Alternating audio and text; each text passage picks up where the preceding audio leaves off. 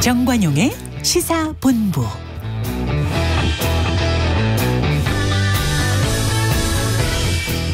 여러분 안녕하십니까? 정관용입니다.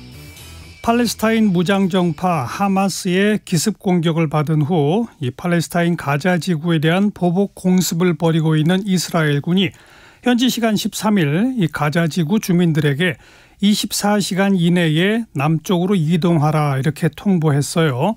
이 전면적인 지상군 투입이 임박한 상황으로 보입니다.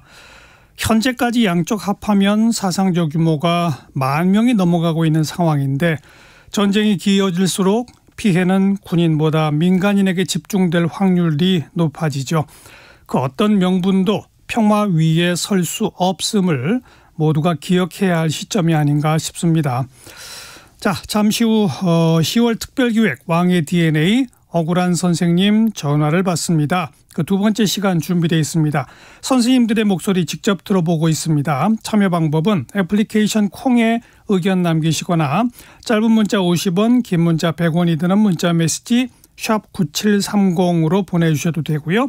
02-6493-1001번, 02-368-1002번 두 대의 전화로 전화 참여도 가능합니다. 네, 정관용의 시사본부 토요일 순서 시작하죠. 먼저 도로공사 연결해서 고속도로 상황 전해드립니다. 양정원 씨. 네, 오늘은 비 소식이 있어서인지 집에서 쉬는 분들도 많은 것 같습니다. 평소 주말 같은 시간대에 비해서는 지금 고속도로 상황 많이 혼잡하진 않은데요. 그래도 충청권에서 이동이 가장 불편합니다. 먼저 1번 경부선 부산 쪽으로 천안부터 천안휴게소까지 한 번에 17km 정체로 가장 버겁고요. 이후로 경기권에서는 오산과 신갈 주변에서 각각 4-5km 밀립니다. 35번 중부고속도로 남이 쪽으로도 충청권인 오창부터 남이분기점까지 12km 속도 떨어졌다가 다시 한번 호법분기점과 남이천 사이로 정체 이어지고 있습니다.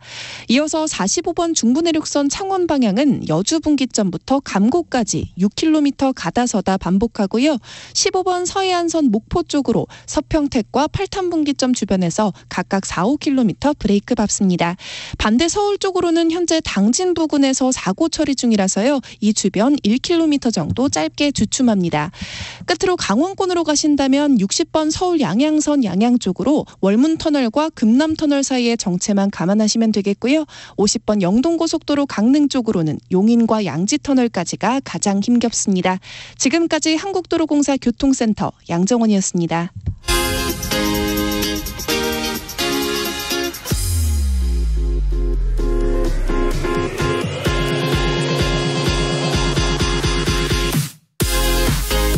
대한민국 시사의 중심.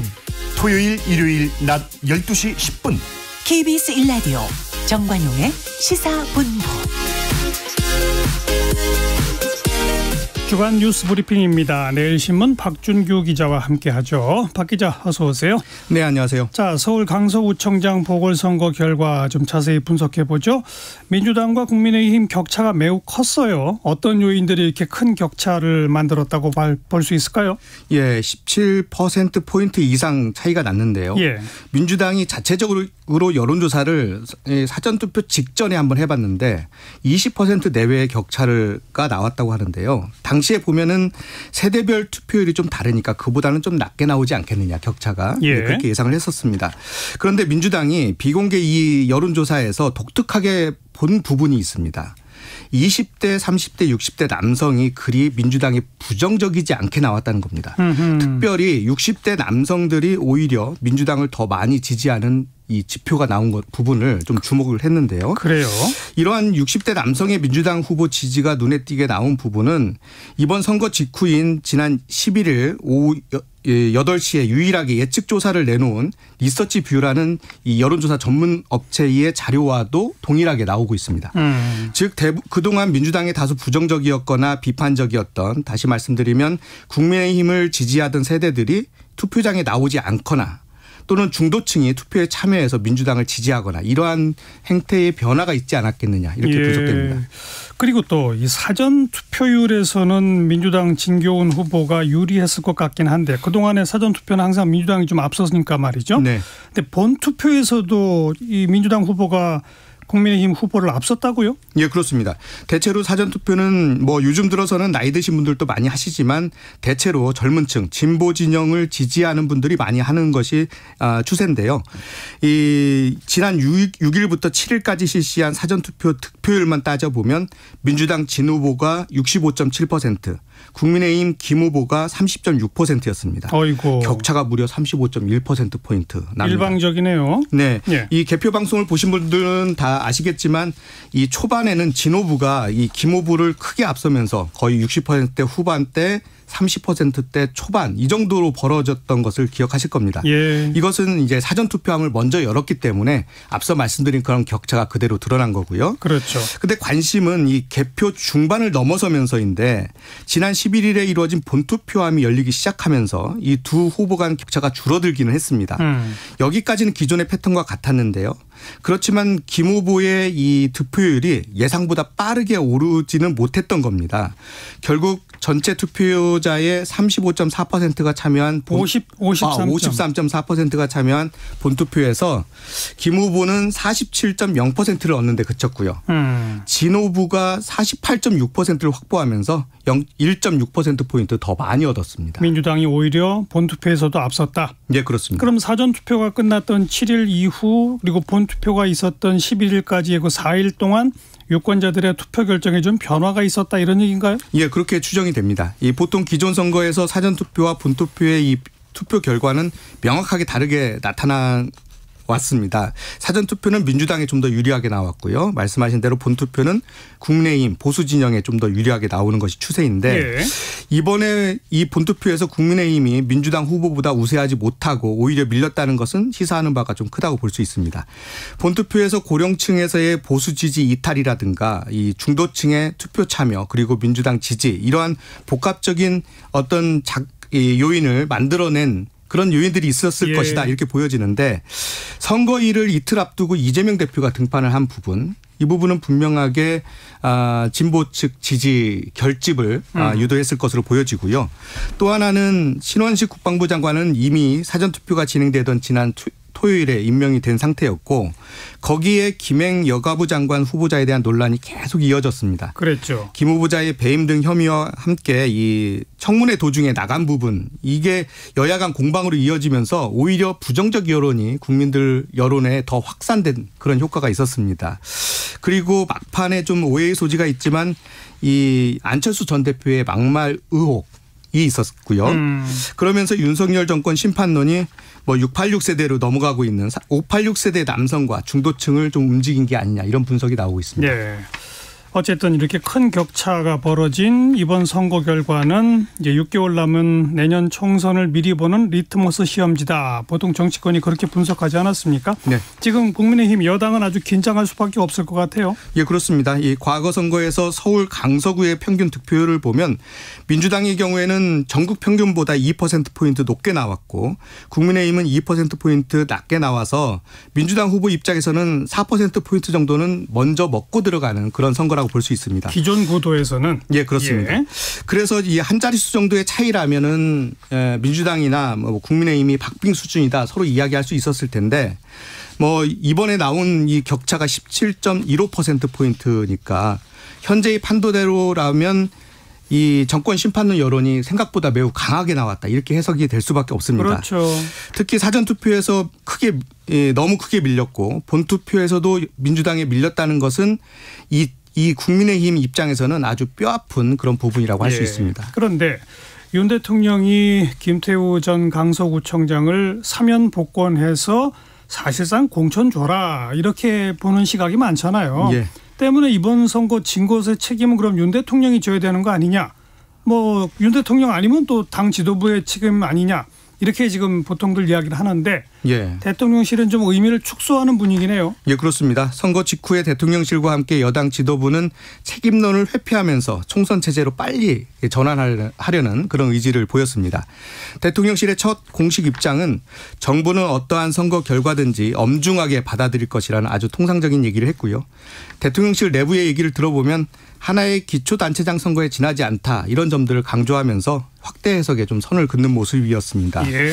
여당 김기현 대표 첫 일성을 봐도 결과를 존중하고 겸허하게 받아들여 성찰하면서 더욱 분골쇄신하겠다. 이번 선거의 패인을 냉철하게 분석하고 총선 승리를 위한 특단의 대책을 강구하겠다. 이런 내용이었는데 예. 여당 지도부는 이 김행 여가부 장관 사태로 국면 전환을 하고 총선 체제로의 조기 전환을 하면 되지 않겠느냐 이렇게 본 것 같습니다. 그렇지만 당 안팎에서는 분위기가 상당히 거칠었는데요. 이 수도권이나 이 서울 지역이 결국은 총선 승패를 좌우하는 곳인데 결국 여기에서 윤 대통령의 얼굴과 김기현 지도부의 얼굴로 과연 승리할 수 있겠느냐 이런 얘기들이 나오고 있습니다. 그래서 지도부 쇄신, 정무직 사퇴 이런 얘기까지 나온 겁니다. 근데 어제 윤석열 대통령이 이제 대통령실 비서실장을 통해서 당에 전달해라라고 의견을 내지 않았습니까? 네. 이번 선거 결과에서 교훈을 찾아 차분하고 지혜롭게 변화를 추구해 나가는 것이 중요하다. 이런 메시지인데 이게 어떻게 하자는 거죠? 그러니까요. 이게 그 대통령 첫 발언의 주요 단어는 두 가지입니다. 교훈 그리고 변화입니다. 예. 선거 결과 교훈은 모두 다 알고 있는 건데 다소 유체 이탈적 표현이 아니냐 이런 비판이 나오고요.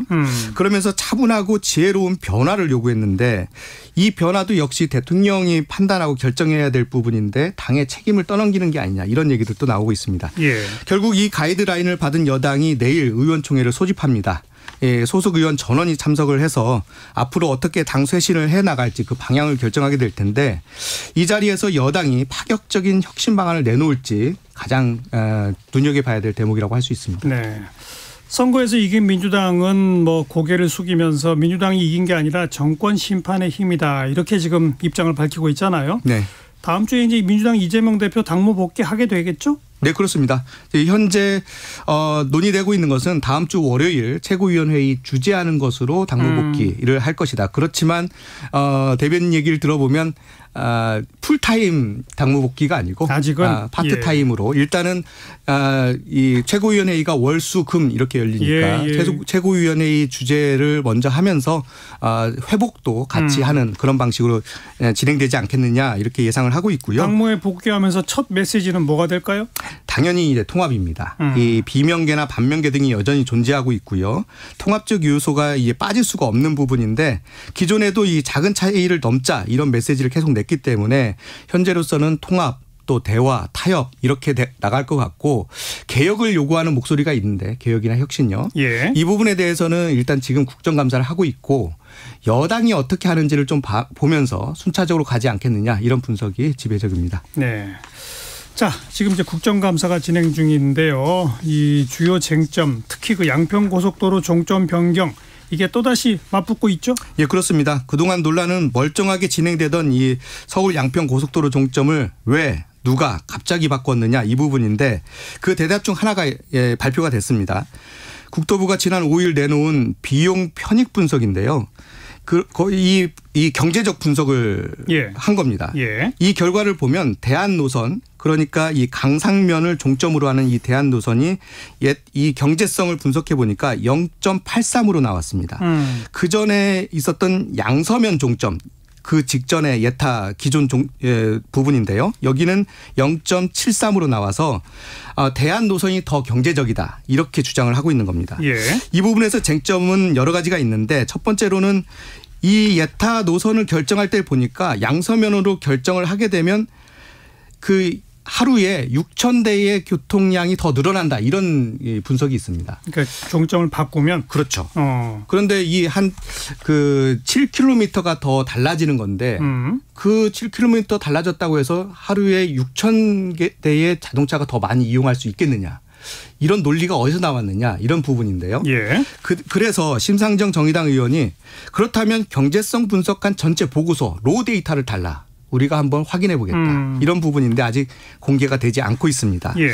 세 번째는 이 BC 이 경제성 그 결과를 발표할 때 국토부가 발표할 때 도로공사가 이것을 확인하고 검증했다 이렇게 이야기를 했는데 국감장에서 도로공사 함진규 사장이 도로공사가 큰 역할을 한 건 없는 것으로 안다 이렇게 말을 해서 서로 말이 좀 다른 부분도 다시 한번 확인해 봐야 될 대목입니다. 이 논란의 핵심은 변경된 종점인 강상면 일대에 김건희 여사와 가족들의 땅이 많이 있어서 그거 아닙니까? 네. 그러면 종점 변경이 왜 누구에 의해서 이루어졌는지 이게 핵심 아니에요? 예, 그렇습니다. 이 말씀하신 대로 왜 누구 지시로 변경했느냐 이 부분이 핵심인데 먼저 왜 변경했는지만 그 보면은 그 이유를 알기 위해서는 그 변경한 근거 그리고 경제성 평가 앞서 말씀드린 비용 대비 편익 분석한 결과 이것을 검증받아야 된다는 것이 그렇죠. 첫 번째고요. 예. 두 번째는 잘 진행되고 있고 그리고 권위 있는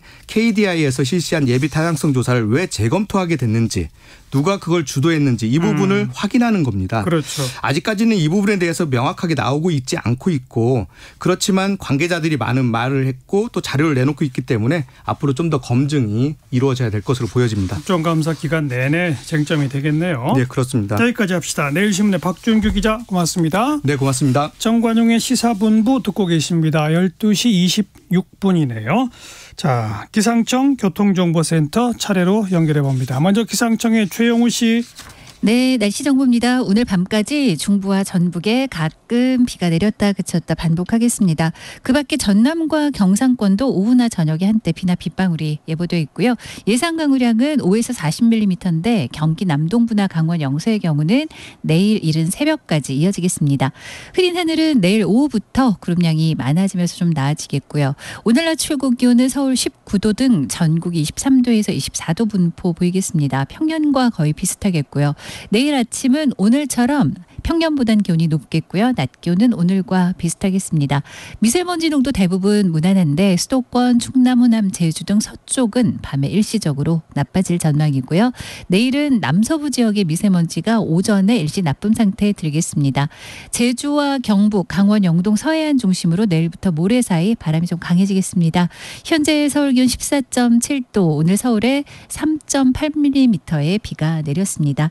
날씨 정보 전해드렸고요. 계속해서 이 시각 교통 상황은 KBS 교통정보센터의 임초희 씨가 정리해드립니다. 네, 이 시각 교통정보입니다. 먼저 서울 시내 분당수서로 청담대교 쪽 북정에서 탄천 1교까지 20분이 넘게 걸립니다. 탄천 1교 부근에서 있었던 고장난 차 여파고요. 북부간선도로 종암 쪽은 묵동에서 종암까지 작업 여파로 정체가 심합니다. 이 역시도 20분 정도 필요합니다. 반대 구리 방향으로도 종암에서 하월곡 사이에서 작업 중이라 뒤로 내부순환도로 정릉부터 작업 여파 받고요. 올림픽대로 하남 쪽으로는 행주대교에서 월드컵대교 또 한강대교 부근에서 정체인데 이 일대 4차로에서는 사고가 났습니다. 더 가서는 반포대교에서 영동대교까지 밀리고요. 이후 서울 양양고속도로 양양 방향은 월문 1터널에서 금남터널까지 9km 구간 막힙니다. 경부고속도로 부산 방향은 잠원에서 서초, 신갈에서 수원, 또 남사 부근에서 각각 3km 구간 제속도 못 내고요. 이후 천안 부근에서 천안 휴게소 쪽으로 17km 구간 정체입니다. 좀 더 지나 옥산 휴게소에서 남이 분기점까지도 길게 밀립니다. KBS 교통정보센터에서 임초희였습니다.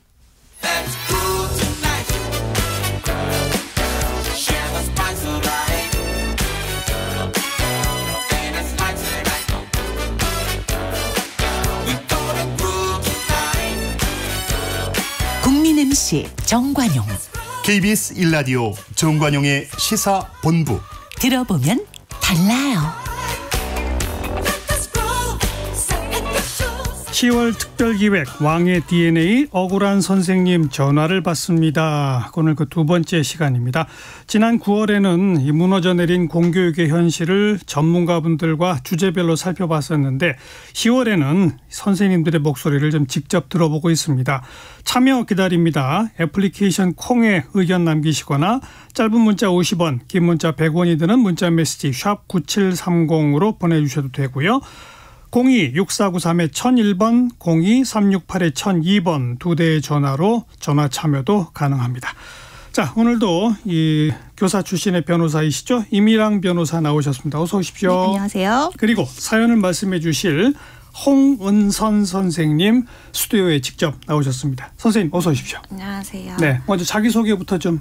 네, 저는 인천 특수학급에서 근무하고 있는 특수교사 홍은선이라고 합니다. 특수학급이라면 그 장애를 갖고 있는 아이들만 따로 모아놓은 그런 학급인 거죠? 네, 일반 학급 사이에 일반 학교에 있는 이제 장애 학생들만 따로 모아놓은. 네, 그렇죠? 네. 초등학교 과정이에요, 뭐 중학교 과정? 초등학교 과정입니다. 그럼 그 학급에는 몇 명 정도가 보통 있습니까? 저희는 9명. 9명.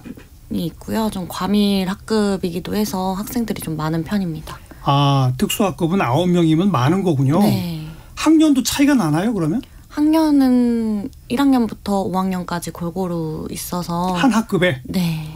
그래요? 그래서 학년이 따로 나눠지지 않아서 시간표별로 이렇게 아이들이 이동 수업을 하고 있거든요. 네. 그러면 그 장애 종류도 다 좀씩 다릅니까? 네.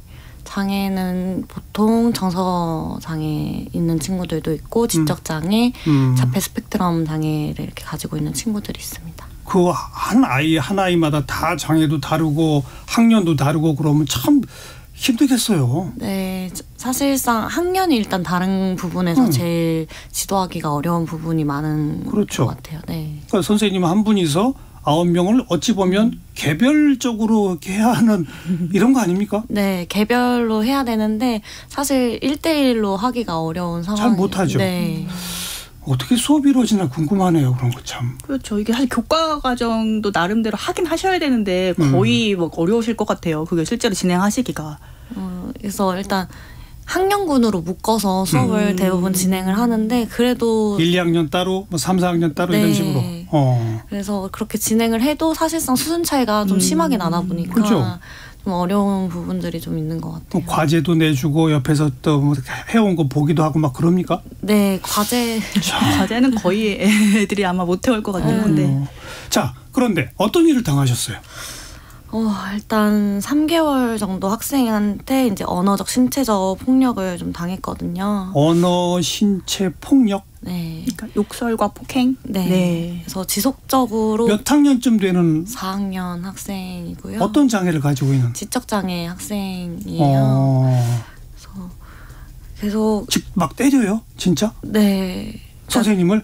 학생들을 때리려고 해서 제가 이제 그 부분을 제지를 하다 보면 이제 저한테 와서 이제 분풀이 하듯이 아이고. 이제 그래서 도망 다니면 이제 쫓아다니면서 때리기도 하고 선생님이 도망가면 쫓아오면서 네. 그러면서 막 욕설도 하고. 네. 진짜로 많이 맞으셨어요? 거의 사진 찍어놓은 것만 봐도 거의 수십 장에 가깝게 찍히고 3개월 동안 거의 안 맞은 날을 찾는 게 더 빠를 정도로. 그 정도예요? 네. 선생님 사례가 다른 언론에 보도가 되셨었죠. 네. 굉장히 중하게 꼭지로 다뤘던 걸로 기억하고 있습니다. 네. 그 아이는 덩치가 좀 큽니까? 어떻습니까? 그냥 또래 학생이 비슷해요? 비슷한데 남학생이고? 여학생이고? 네, 힘이 좀 센 편이라서. 선생님은 그냥 그렇게 도망 다닐 수밖에 없어요? 어떻게 막을 방법이 없습니까? 요즘에는 사실 저희가 막을 수 있는 방법이 따로 있지는 않아요. 그러니까 아이 몸에 손을 댔다가는 이제 아동학대로 신고당할 수 있고 다른 학생들이 보기에도 좋지 않고 그거를 이제 집에 가서 다른 학생이 말했을 때 선생님이 이렇게 강압적으로 아이를 지도했다라고 말씀을 하시면 저희도 사실상 할 얘기가 없어서 하지 말라는 말과 저희가 피할 수 있는 방법밖에는. 네. 아니 이렇게 예를 들어서 팔을 휘두르고 있으면 그 팔을 딱 잡아서 못하게 이렇게도 못해요? 네, 그렇게. 그것도 안 되는 거예요? 네, 그렇게도 할 수가 없어요. 그것도 안 됩니까, 임 선생님? 그러니까 이번에 뭐 교육부에서 이제 고시를 좀 조정을 해서 이제 물리적으로 제지가 가능하도록 하긴 했는데요. 그게 이번 서희초 사건 이후에 생긴 변화이고 아직도 구체적으로 어떻게 제지를 하라는지에 대한 디렉션이 없는 상황이어서 학교 현장에서는 섣불리 적용을 못하고 있는 상황입니다. 특히 특수학급에서 이런 일들이 많이 있습니까? 일반 학급보다도 더 많이? 아무래도 특수학급에는 정서행동 문제를 가진 친구들도 있다 보니까 그렇겠죠. 좀 많은 편인 것 같아요. 많이 일어나나요, 이런 일들? 네, 실제로 제 의뢰인분들 중에도 특수교사 선생님들이 많이 계신데 저한테 오셔서 뭐 교권보호위원회를 개최하거나 민영사상 어떤 해결책을 모색하시다가도 결국에는 포기하시는 분들이 대부분이었습니다. 그래서 정말 많이 아프셨어요? 맞을 때면? 뭐 병원에 실려가고 그런 일도 있었습니까? 네, 제가 계속 이제 머리를 잡아당겨서 이제 목 쪽으로 많이 아픈 상태에서 치료를 받는 도중에 의자에 앉아 있는데 이제 다른 학생을 지도 중이었어요. 그때가 점심시간이라 다른 학생을 지도하고 있는 사이에 와서 순식간에 벌어진 일이라 제가 의자에서 떨어지면서 움직일 수가 없어서 밀쳤어요? 머리를 잡아당겨서 끌어당겨가지고 아이고. 그 자리에서 그냥 넘어지는 바람에 이제 목을 가눌 수가 없어서 구급차에 실려가는 일까지 발생을 했었어요. 구급차에 실려가기까지? 네. 그게 3개월 내내 지속됐다는 거죠, 그러니까? 네. 학교 측에는 뭐라고 하셨어요? 학교 측에도 계속해서 말씀을 드렸는데 사실 교권보호위원회를 섣불리 이렇게 열 수 있는 학교가 많지가 않더라고요. 그래서 조금만 더 지켜보자, 분리를 시켜주겠다 이렇게 얘기를 하시고 그런 일이 있을 때마다 이제 교장 교감선생님께서 많이 도와주시기는 했는데 사실상 그것도 큰 도움이 되지는 않더라고요. 그러니까 순간적인 분리지 어쨌든 방법이 있는 건 아니니까. 그래서 교권보호위원회 특수학급이 하나죠, 그 학교에. 네, 하나예요. 특수교사도 또 없잖아요. 네, 한 명입니다. 그럼 분리가 거의 불가능한 거네요, 사실상. 네, 그러니까 분리하면 그 아이를 따로 누가 그러면 교장 교감 선생님이나 상담 선생님께서 같이 시간을 보내주시거나 이제 과제를 제가 주고 이제 다른 교실에서 과제를 수행한다거나 이렇게. 예.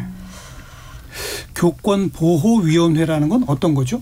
지금은 이제 학교 안에 구성되어 있는 기구인데요. 이제 선생님의 교육활동 침해 행위가 발생하면 이제 교원위원, 학부모위원, 외부위원들이 들어와서 과연 선생님이 겪은 경험이 실제로 교권 침해에 해당되는지 판단하고 예. 가해 학생에 대한 징계, 피해 교원에 대한 보호 조치를 할 수 있습니다. 그런데 문제가 좀 그분들이 학교 내에 구성원들이 있다 보니까 전문성이 굉장히 떨어졌고요.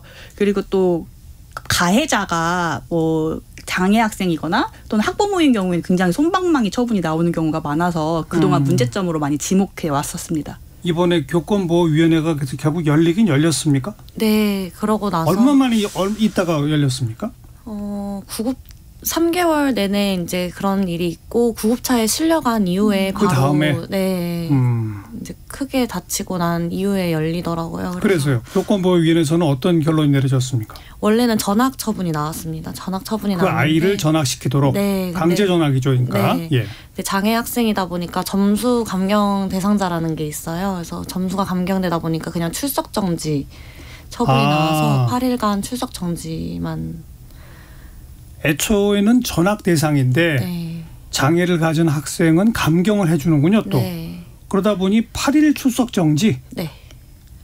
8일 출석 정지면 아무것도 아니잖아요, 사실. 오히려 학생들은 좋아하죠, 학교 안 가면. 네. 그러니까 안 가다가 다시 또 나오면은 네. 또 선생님이 또 맡아야 되잖아요. 네, 그런 문제점이 조금 있어서 아직도 그래서 이 문제에 대해서 논의를 하고 있거든요. 학부모님도 이제 교권보호위원회를 열었다는 거에 대해서 기분이 나쁘셨다고 얘기를 하시면서 절대 다시는 선생님을 만나지 않겠다 이렇게 얘기를 하시고 거부를 하시는 상황인데 또 완전 통합이라고 해서 일반 학급에만 있을 수 있는 게 있는데 사실 그 학생이 그렇게 하기에도 어려움이 있는 친구거든요. 일반 학급에 보낼 수가 없어요? 네. 그래서 그렇게 할 수가 없는데도 불구하고 계속 어머니께서는 이제 그런 부분들을 계속 강조하고 계셔서 학교와 교육청에서는 아직도 방법에 대해서 논의를 하고 있습니다. 자, 그러면 그러니까 구급차에 실려가시고 교권보호위원회가 열린 게 언제예요? 7월 달입니다. 7월에 열렸고 네. 거기서는 어쨌든 8일 출석 정지 조치가 있었고 네. 지금 그 학생은 학교에 나옵니까? 안 나옵니까? 지금 나오고 있습니다. 그럼 지금도 매일 선생님이 만나셔야 되는 거예요? 지금은 학부모님이 원치 않으셔서 일단은 순회 선생님이라고 해서 교육청에서 파견 나와주시는 선생님들이 계세요. 그래서 순회 선생님이랑 수업을 하고 있고 순회 선생님이 못 오실 때는 교장 교감 선생님이 번갈아 가면서 상담 선생님과 함께. 그렇군요. 네. 그러니까 홍은선 선생님이 그 아이를 다시 만나는 일은 일단 7월 이후에는 없네요. 네. 그러나 그 아이는 이 선생님과는 못 있겠다. 학부모의 입장은 그거고. 네. 그래서 다른 선생님들이 매일매일 돌아가며 이렇게 돌보는 식으로 따로 관리를 하고 있는 네. 그냥 그 상태로군요. 네. 근데 그거마저도 지금 학부모님께서는 이해를 하지 못하고 있는 상황. 그 학부모는 어떻게 해달라는 겁니까?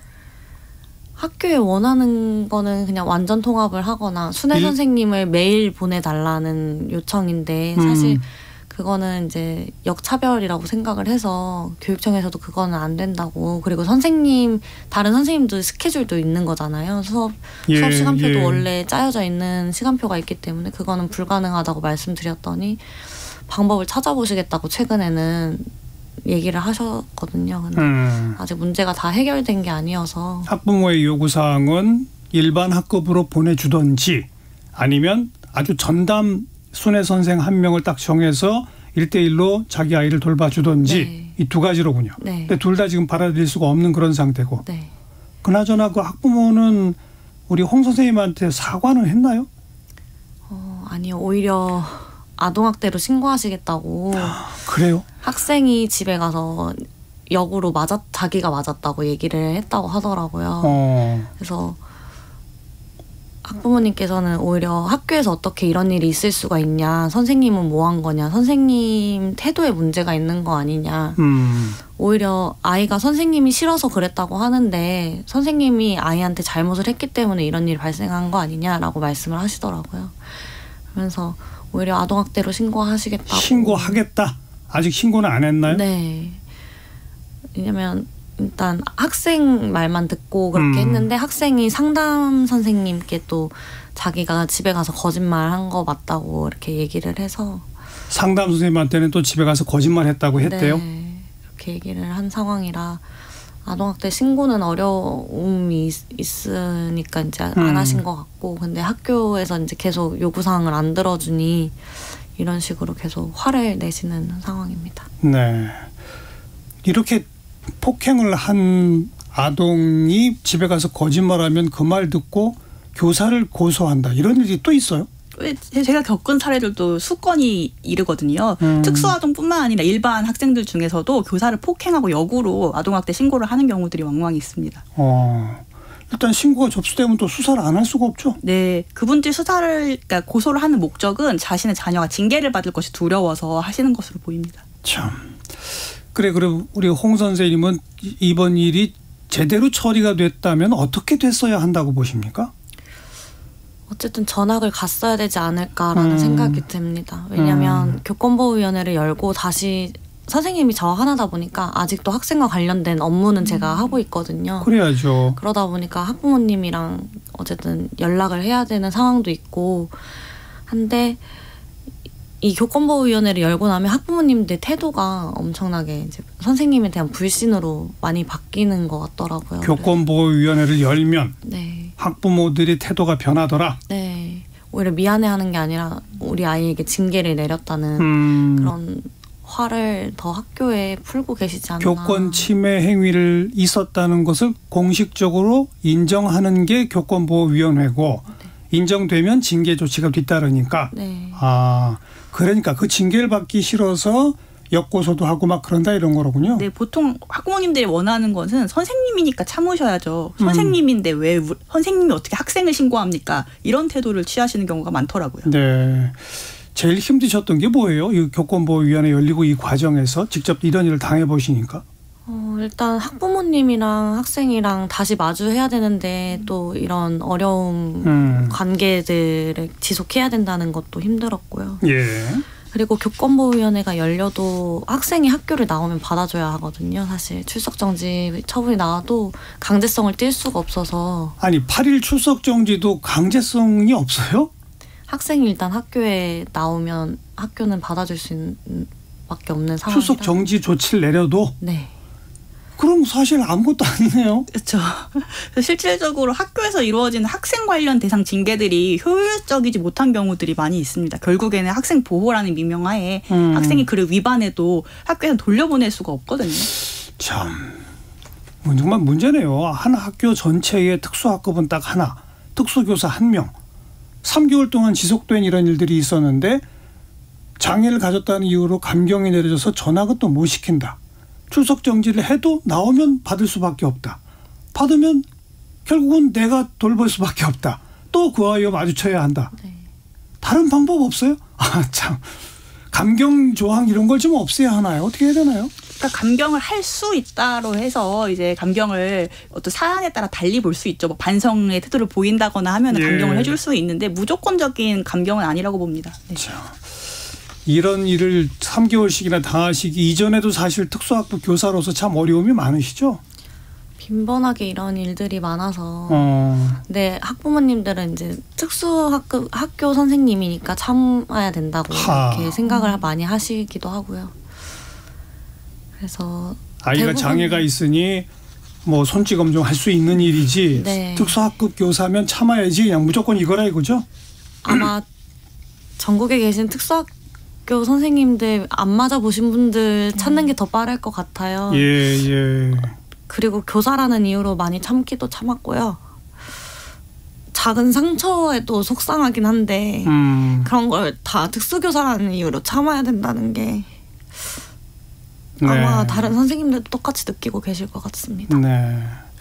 특수학급 특수교사의 현실 또 학급 단위 인원수를 더 좀 줄여야 될 것 같고 네. 더 정말 그 밀착해서 지도가 가능하도록 해야 되겠고 근데 그런 여건 조성이 안 된 상태에서는 안 맞는 특수교사를 찾기 어려운 게 현실정이다. 네. 또 지속적인 폭행을 당해서 교권보호위원회가 열려도 참 뭐 이렇게 뚜렷한 방법을 찾지 못하는 게 현실이다. 네. 네. 자, 우리 또 전화로 지금 의견 주신 분, 이분은 좀 본인의 이름은 밝히지 말아달라 익명을 요구하신 선생님이 계셔서 전화로 좀 바로 연결해 보겠습니다. 선생님 안녕하세요. 예, 안녕하십니까. 어떤 학교에 다니시는 어떤 선생님이신지? 예, 경기도 고양시 소재에 있는 네. 그 고등학교 현지 교사입니다. 고등학교? 예. 남녀공학입니까? 어떤 학교입니까? 예, 공립학교는 요즘 다 남녀공학입니다. 그렇군요. 예. 어떤 피해를 당하셨어요? 일단 2021년에 그 학생으로부터 제가 폭행 상해를 그 받은 사안입니다. 2021년이면 2년 전이네요. 예. 몇 학년 학생한테 어떤 폭행을 당하셨어요? 1학년이요, 1학년. 그래서요. 어떤 폭행을 당하신 거예요? 일단 뭐 제가 조금 학생과에 있었는데 그 생활지도 과정에서 뭐 자기는 뭐 따를 필요가 없다. 뭐 그렇게 해서 이제 제 그 목 쪽을 가격하고 제가 이제 안경을 쓰고 있는데 이제 주먹질을 한 거죠. 아, 주먹으로 목을 때리고 네. 안경 뭐 얼굴을 가격한 거죠. 어이고, 몇 대나 맞으신 거예요, 그래서? 글쎄 뭐 대수보다는 일단은 뭐 그게 사실은 뭐 세어보지 않아가지고 시간도 지나서 일단 뭐 그렇습니다. 일단은 예. 아이고, 사실이 있는 거니까. 병원 진단까지 받으셨어요? 예. 참, 그 딱 한 번이었습니까? 그 폭행은? 일단 그렇죠.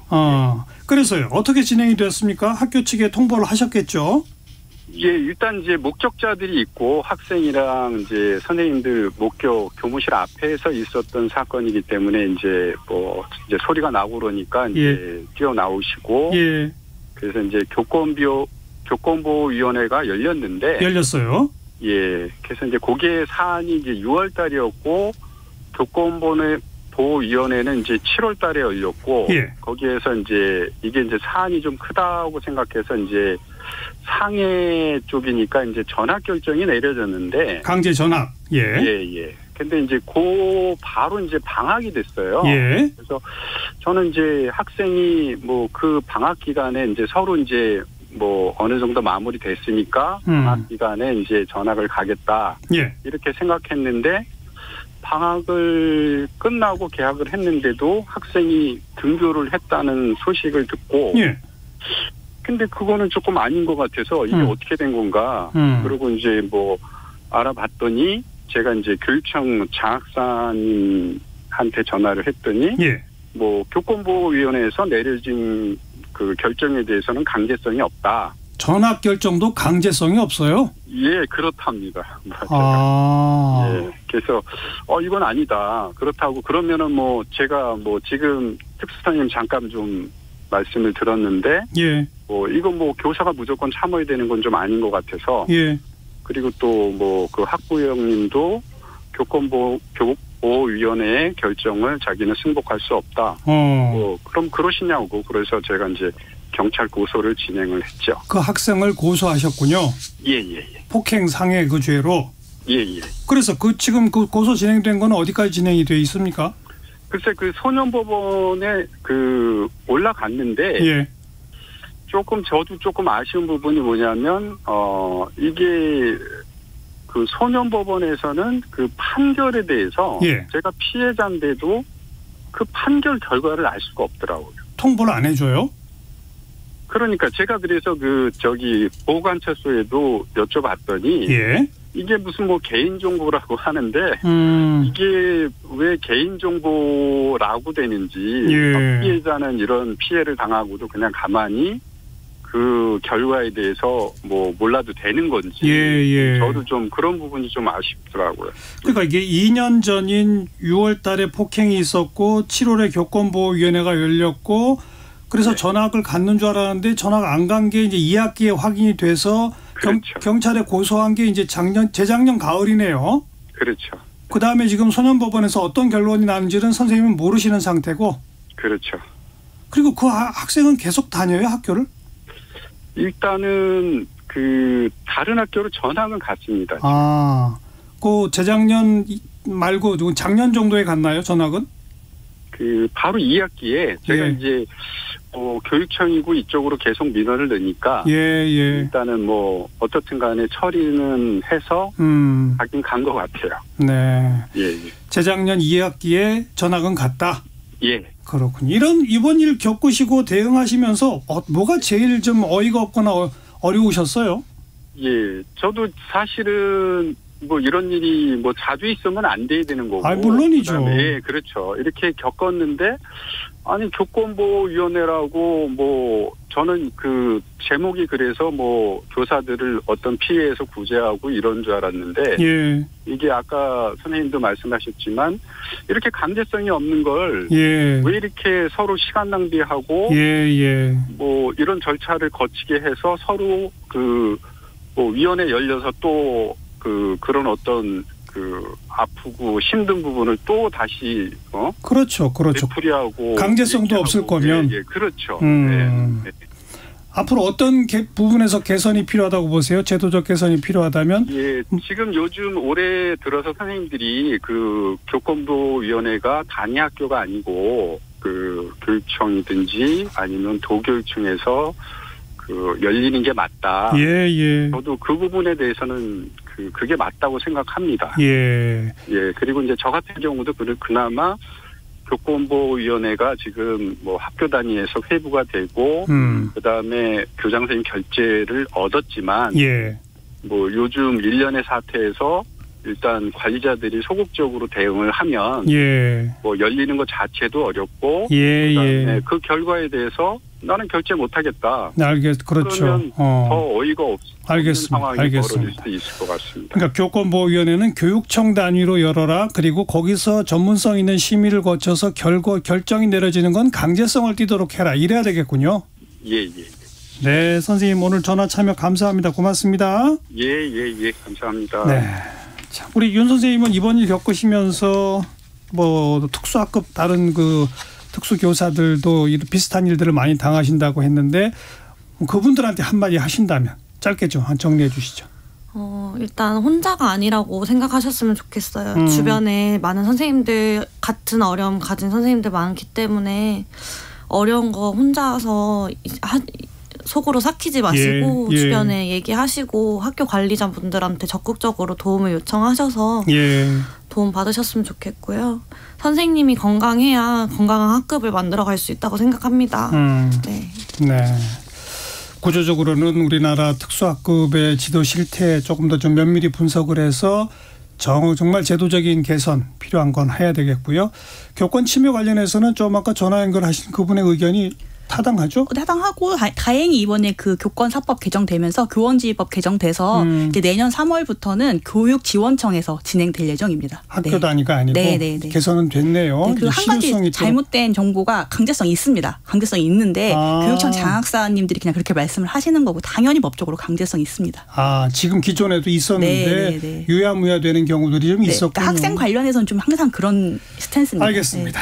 10월 특별기획 왕의 DNA 억울한 선생님 전화를 받습니다. 오늘 여기서 마무리 짓고 다음 주 토요일도 또 여러분들의 의견 기다리도록 하겠습니다. 이미랑 변호사님 또 홍은선 선생님 두 분 고맙습니다. 고맙습니다. 감사합니다. 네, 1시 2부에 다시 옵니다.